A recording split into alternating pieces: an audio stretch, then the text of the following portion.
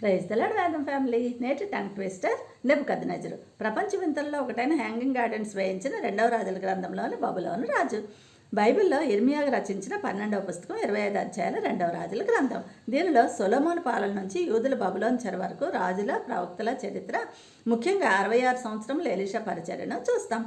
1వ అధ్యాయంలో అహజ్యా గురించి ఏలియా ప్రవచనం, 2లో ఏలియా సజీవంగా అగ్నిరథములపై ఆకాశ ఆరోహణం, 3లో యెహోరాం పాలన, 4లో ఎలీషా చేసిన అద్భుత క్రియలు, 5లో నయమాన్ స్వస్థత, 6లో ఎలీషా సిరియారాజు అంతఃపురంలో అనుకున్న మాటలు గ్రహించుట వారిపై విజయం, 7లో రేపు ఈ వేళకు ₹1 ఒక మానిక సన్నపిండి అన్న ఎలీషా ప్రవచనం నెరవేర్పుగా పారిపోయిన సిరియన్లు, 8లో క్షామమును గురించి ఎలీషా షూనేమీరాలకి చెప్పుట, 9లో యెహూ పాలన యెజబెల్ దుర్మరణం, 10లో యెహూ అహాబు వంశాన్ని నిర్మూలించడం, 11లో అతల్యారాణి దుష్టపాలన, 7 సంవత్సరంలోకే యోవాషు రహస్య పట్టాభిషేకం, 12లో యోవాషు పాలన దేవుని మందిరం బాగు చేయుట, 13లో యెహోయాహాజు యెహోయాషుల పాలన, 14లో అమజ్యా పాలన, 15లో అజర్యా అనగా ఉజ్జియా పాలన, 16లో ఆహాజు అనైతిక పాలన, 17లో హోషే పాలన, BC 722లో ఇశ్రాయేలీలు అష్షూరు చెరలోనికి పోవుట, 18లో హిజ్కియా పాలన, 19లో హిజ్కియా పాలనలో అష్షూరు దాడి, యెషయా ప్రవచనాలు, 20లో హిజ్కియా రోగము ప్రార్థన స్వస్థత,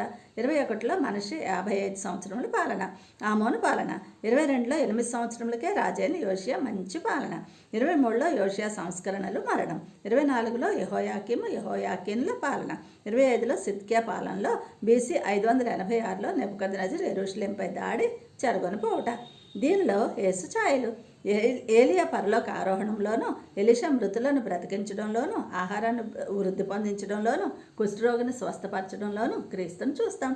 ఫ్రెండ్, 2వ దినవృత్తాంతంలో 33:12లో మనష్య వలె పశ్చాత్తాపంతో యేసు వైపు తిరుగు, రక్షించబడతావు. Thank you. God bless you all.